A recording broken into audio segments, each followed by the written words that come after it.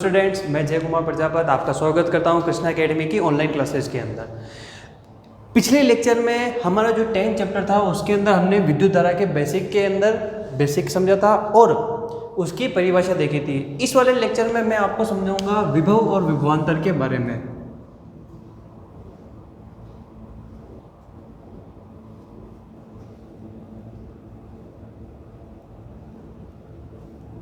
विभव और विभवांतर के बारे में इंग्लिश में इसे कहते हैं पोटेंशियल और पोटेंशियल डिफरेंस, यानी कि डिफरेंस किसी दो बिंदुओं के बीच का। क्लियर? तो विभव एक्चुअल में होता क्या है? विभव बच्चों बेसिकली ये एक ऐसी टर्म है जिसे हम हमारे कार्य से तुलना करते हैं, यानी कार्य से इसकी तुलना की जाती है, फिर इसको प्रेजेंट किया जाता है। इन दोनों को कार्य से तुलना कर कर ही फिर प्रेजेंट किया जाता है। एक्चुअल में जो विभव होता है वो एक तरह का आप कह सकते हो पावर होती है, इलेक्ट्रिक पावर होती है जो आपके बैटरीज में होती है, मोस्टली बैटरीज में होती है। ये जो विभव होता है ये बेसिकली दो बिंदुओं पर डिपेंड करता है, यानी कि कोई दो बिंदु है ए और बी, उनके ऊपर डिपेंड करता है। और आप ए और बी को कोई वस्तु भी ले सकते हो जो क्या हो, आवेशित हो। क्या हो? आवेशित हो। आवेशित से तात्पर्य है कि उनके ऊपर या तो धनात्मक आवेश हो या ऋणात्मक आवेश हो।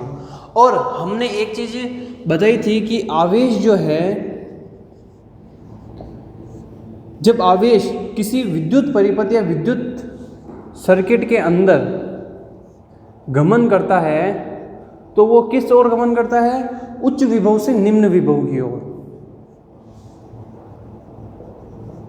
उच्च विभव से निम्न विभव की ओर गमन करता है। अब एक चीज ये है कि उच्च विभव यहां पर कौन सा है और निम्न विभव कौन सा है। तो बच्चों विद्युत परिपथ में धनात्मक आवेश की ओर हमेशा उच्च विभव माना जाता है और ऋणात्मक आवेश की ओर क्या होता है? निम्न विभव माना जाता है। तो आपकी जो विद्युत धारा है वो धनात्मक से ऋणात्मक की ओर ही कंडक्ट की जाती है। ठीक? और जो इलेक्ट्रॉन है वो ऋणात्मक से धनात्मक की ओर आते हैं। क्लियर? तो यहाँ पे जो विद्युत विभव है उसका तात्पर्य क्या है कि ये जो है विद्युत विभव वो क्या करता है, आपके आवेशित वस्तु में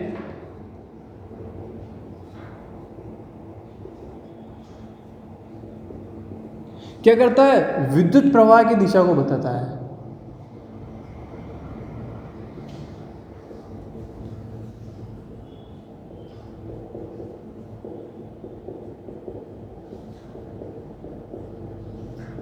यानी जो विभव होता है वो काम क्या करता है कि एक तरह से किसी आवेशित वस्तु में क्या करता है? विद्युत प्रवाह की दिशा को बताता है कि जो विद्युत है आपके सर्किट के अंदर यानी विद्युत परिपथ के अंदर किस ओर से गमन कर रही है, और ये हमेशा उच्च विभव से निम्न विभव की ओर गमन करती है।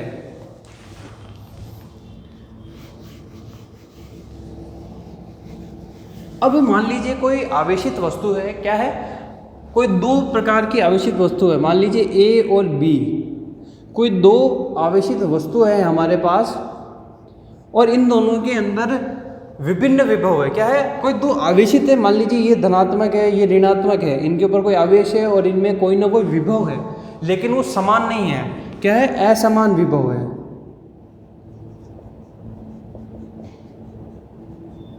असमान विभव है। विभव का तात्पर्य यहाँ पर कोई एक वैल्यू भी होती है। विभव एक्चुअल में उसके अंदर प्रेजेंट शक्ति को दर्शाता है कि कार्य कितना कर सकता है। तो मान लीजिए यहाँ पर 7 वोल्ट का विभव है। क्लियर? और यहाँ पर मान लीजिए 2 वोल्ट का विभव है। तो इन दोनों में ये पता चलेगा कि जो है वो विद्युत धारा किस ओर बहेगी। तो यहाँ पर देखिए उच्च विभव है और यहाँ पर निम्न विभव है। तो धारा जो है धनात्मक से ऋणात्मक की ओर बहेगी, यानी कि 7 वोल्ट से 2 वोल्ट की ओर बहेगी। अगर ए और बी में समान प्रकार से आवेशित हो और समान प्रकार से उसके अंदर विभव उपस्थित हो, यानी कि इधर भी 5 वोल्ट है और इधर भी कितना है? 5 वोल्ट है, तो यहाँ पर जो धारा होगी वो नहीं बहेगी। विद्युत धारा क्या होगी? कैंसिल हो जाएगी।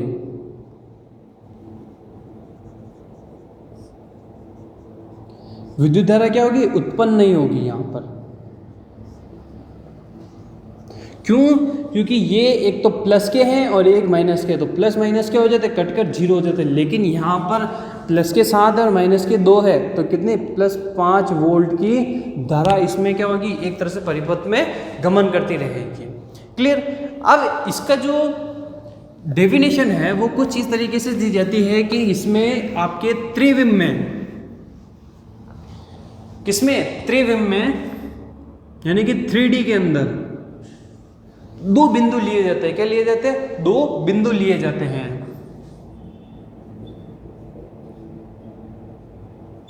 त्रिविम में क्या लिए जाते हैं? 2 बिंदु। तो जैसे समझिए कि मेरे पास एक तो ये बिंदु है और एक ये बिंदु है, ये बिंदु A है और ये बिंदु B है। हमें क्या करना है कि बिंदु A को, इसको पॉइंट A, ध्यान दीजिए यहाँ पर जो पॉइंट B और A है ये कोई चार्ज है। मान लीजिए पॉइंट B एक तरह से ऋणात्मक चार्ज है और पॉइंट A क्या है? धनात्मक चार्ज है। हमें क्या करना है कि पॉइंट A को पॉइंट B की तरफ लाना है। क्या करना है? पॉइंट A को पॉइंट B की तरफ लाना है, यानी कि पॉइंट A को जब मैं पॉइंट B की तरफ लाऊंगा तो इस लाने में, यानी कि इस A को B तक लाने में जो किए गए कार्य है वो इन दोनों पॉइंट के विभवांतर के बराबर होगा। क्या है? इन दोनों पॉइंट के विभवांतर के बराबर होगा। तो इसकी जो विभवांतर है वो इस तरीके से परिभाषित किया जाता है कि किसी 2 बिंदुओं या किसी 2 आवेशित बिंदु,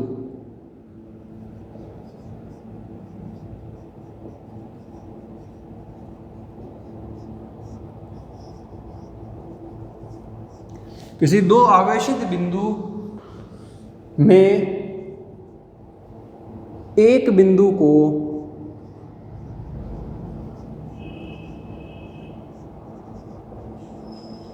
दूसरे बिंदु तक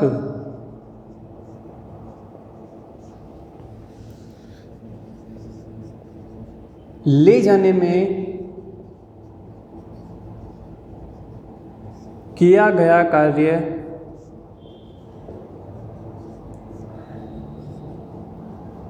दोनों बिंदुओं के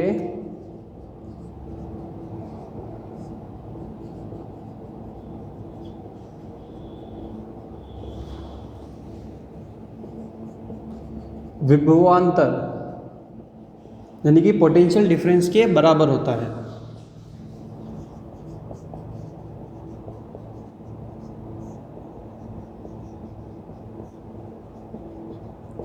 क्लियर? यानी कि पॉइंट B तक हमें क्या लाना है? पॉइंट A को लेके आना है। यानी जो पॉइंट A है उसे हम क्या कर रहे हैं? पॉइंट B तक लेके आ रहे हैं किसी बल के द्वारा। किसी बल के द्वारा हम क्या करेंगे? इसको यहाँ से यहाँ तक लाएंगे। क्लियर? तो इसको यहाँ से यहाँ तक लाने के जो कार्य करना पड़ेगा वो इन दोनों पॉइंट के जो विभवांतर होंगे, यानी यहाँ पर जो विभव होगा और यहाँ पर जो विभव होगा, क्लियर? यहाँ पे जो करंट का मान होगा, यहाँ पर जो करंट का मान होगा, उन दोनों मानों के अंतर के बराबर ये कार्य होगा। तो यहाँ से हमें एक फॉर्मूला मिल जाता है। तो वो क्या होता है कि VA माइनस VB, VA है पॉइंट A का विभव और VB है पॉइंट B का विभव, इज इक्वल टू किया गया कार्य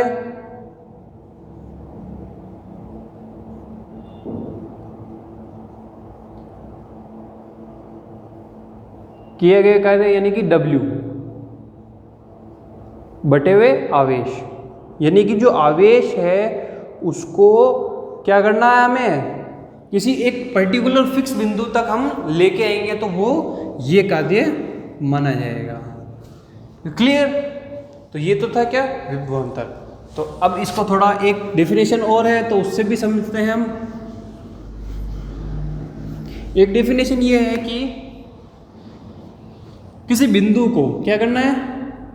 ये मान लीजिए बिंदु A है, क्या है? B है। इसको क्या करना है हमें? और एक ये B बिंदु, मान लीजिए कि जो A बिंदु है उसे क्या करना है हमें? अनंत से फिक्स बिंदु A पर लेके आना है। क्या करना है? फिक्स बिंदु B पर लेके आएंगे, फिक्स बिंदु B पर लेके आएंगे। एक मान लीजिए अनंत पर है और बी भी क्या है, अनंत पर है, यानी कि इन दोनों के बीच की दूरी क्या है, अनंत है। हमें क्या करना है, इस बी ए पॉइंट को अनंत पर स्थित किसी बिंदु बी तक ले जाना है। क्या करना है, बिंदु बी तक ले जाना है। तो वो किया गया कार्य भी क्या होगा, विभवांतर के बराबर होगा। यानी कि किसी बिंदु या आवेश को, किसी आवेश को अनंत से किसी बिंदु तक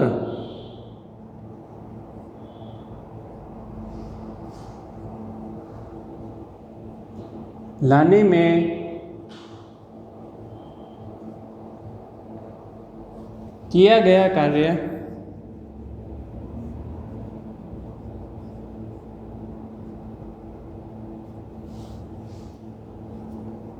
दोनों के विभवांतर के बराबर होता है।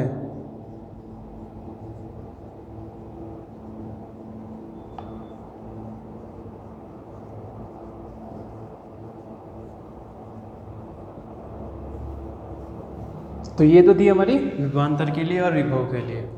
क्लियर। तो यहीं से इसके लिए एक फॉर्मूला और जनरेट होता है, वो ये है कि अगर वी बी अगर इनफाइनाइट हो, क्या हो, वी बी अगर इनफाइनाइट हो, यानी कि वी बी की दूरी अगर इनफाइनाइट है, क्या है, ये जो दूरी है वी बी की वो क्या है, इनफाइनाइट हो, और किसी भी बिंदु का अनंत पर विभव हमेशा शून्य होता है। क्या है, अनंत पर विभव क्या होता है, शून्य होता है। यानी कि वी बी का विभव कितना हो जाएगा, अनंत पर शून्य हो जाएगा।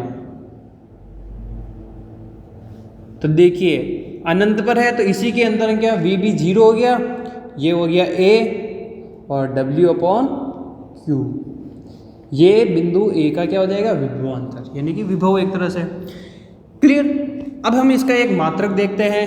तो जो हमारे विभव और विभवांतर के लिए मात्रक होता है वो होता है वोल्ट। क्या होता है, वोल्ट। कार्य का मात्रक आप सभी को पता है जूल होता है, और आवेश का मात्रक क्या होता है, कूलॉम। उन दोनों के अनुपात से क्या आता है, वोल्ट आता है। क्लियर। विभवांतर को मापने के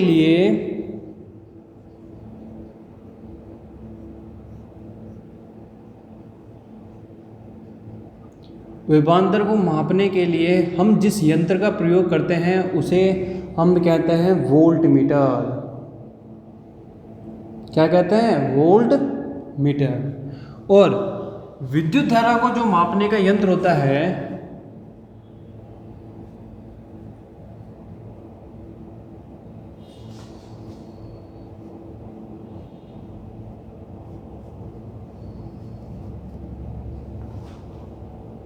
उसे हम कहते हैं अमीटर। क्या कहते हैं, अमीटर। क्लियर। तो ये तो थे हमारे क्या, विभवांतर और विभव के बारे में। तो उसकी परिभाषा क्या थी कि किसी आवेश को अनंत से किसी एक बिंदु तक लाने में किया गया कार्य क्या होता है, दोनों बिंदुओं के विभवांतर के बराबर होता है। उसका फॉर्मूला क्या हो गया, v a minus v b is equal to किया गया कार्य बटे हुए आवेश। और अगर विभवांतर बी का मान अगर जीरो हो जाता है अनंत पर तो क्या हो जाएगा, वी ए बराबर डब्ल्यू अपॉन क्यू। हाँ, तो बच्चों देखिए कि ये मैंने एक छोटी सी टेबल बनाई है। ये सारे विद्युत उपकरण हैं जो आपके एक्सपेरिमेंट यानी कि प्रयोग में यूज़ में लिए जाते हैं। उनकी क्या है, एक रेखा चित्र हम जब भी बनाते हैं, देखिए एक छोटा सा परिपथ बनाता हूँ मैं।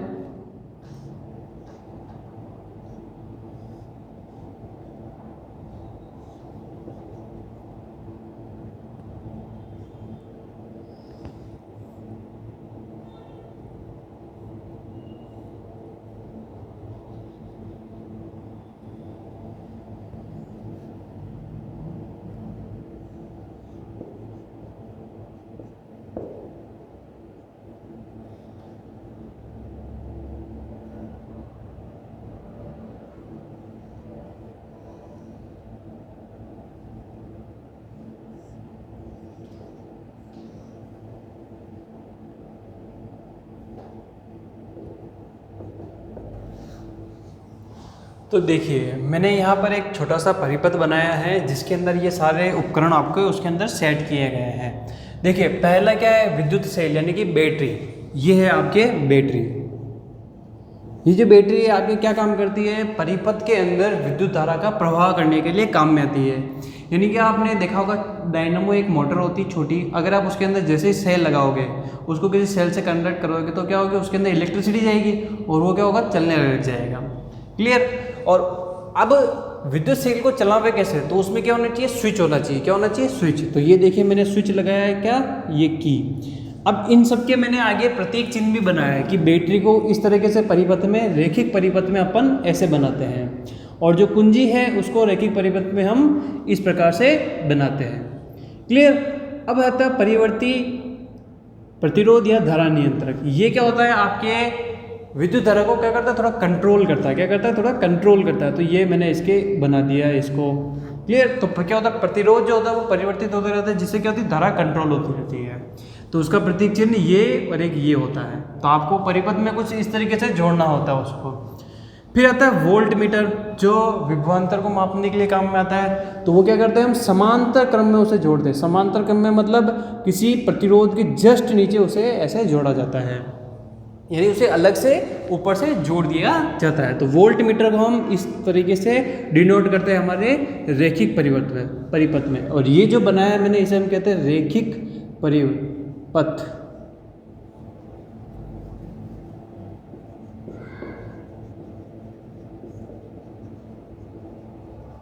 क्या कहते हैं हम इसे, रैखिक परिपथ कहते हैं। फिर आता है एमीटर। एमीटर का जो उपयोग होता है वो होता है धारा को मापने के लिए। इसे हम सीधा सीधा परिपथ के साथ ही जोड़ते हैं, यानी कि दो वायर है उनके बीच में इसको जोड़ दिया जाता है इस प्रकार से। तो रैखिक परिपथ में ये कुछ इस तरीके से जुड़ता है। और लास्ट अंतिम क्या है हमारा, विद्युत बल्ब। विद्युत बल्ब यानी कि जो आपके लिए सीधे सीधे एक एलईडी बल्ब होता है या कोई दूसरा बल्ब होता है, उसे हम परिपथ में कुछ इस प्रकार से जोड़ देते हैं। एक पॉइंट यहाँ जोड़ दिया, एक पॉइंट यहाँ जोड़ दिया, तो जो धारा बहेगी उसके अकॉर्डिंग इसका संचालन होता है। तो ये तो थे क्या सारे जो उपकरण हमारे किस में काम आते हैं, विद्युत प्रयोग में काम आता है, और विद्युत उपकरणों में हम इसका यूज़ करते हैं। तो अगर ये वीडियो पसंद आया तो आप इसे लाइक शेयर ज़रूर कीजिए। अगर इसके कोई भी क्वेरी हो आपको तो आप कमेंट बॉक्स में उसको टाइप कीजिए या हमें इस नंबर पर व्हाट्सएप कीजिए।